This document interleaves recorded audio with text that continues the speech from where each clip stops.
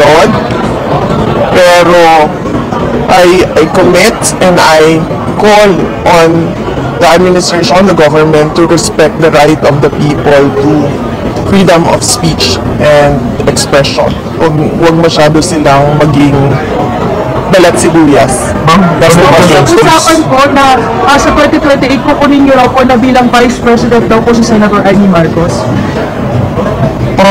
Hindi pa po ako nakakapag-desisyon kung tatakbo ako sa 2028, ma'am. So, hindi pa po ako umabot sa punto na nag-isip kung sino ang Vice President. Ang reaction mo po doon sa pagkaka-file ng sedition charges laban kay Congressman Kiko Barzaga, parang sinasabi niya na parang sagot daw ito ng Marcos administration laban sa kanya na sobrang critical niya against the administration. And he is just one of the 97 na kinasuhan po ng CIDG. Actually ako, meron din akong pending open investigation sa inciting to sedition and grave threats. Yung subpoena, ma'am? Tinawag na ba ako? Hindi ko maalala sa dami ng kaso ko, hindi ko maalala. Last April ka ba? Tinawag na ako, no? No? Oh, yeah. Pero nothing has something to do with the September 21 rally po. Wala naman kayong ganun, ma'am.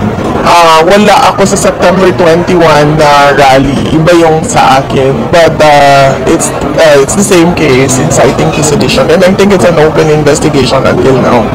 Ginagamit nilang panakot. At ang gusto ko lang sabihin ay, katulad kanina, sinabi ko, huwag masyadong maging balat sibuyas yung administrasyon.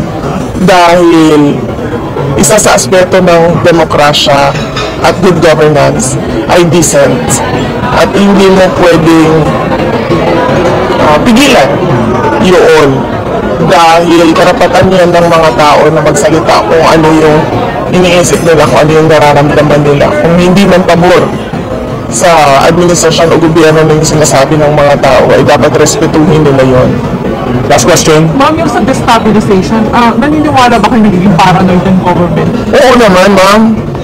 Matagal na yan sila paranoid. Kailan ba sila nagsimula maging paranoid? Ang balita ko, nagsimula sila maging paranoid noong nagbabiyahe sila abroad. Na natatakot sila na wala na silang babalikan dito sa bayan natin. At nakikita nyo naman yung paranoia nila sa mga actions nila, tulad nung panggigipit sa mga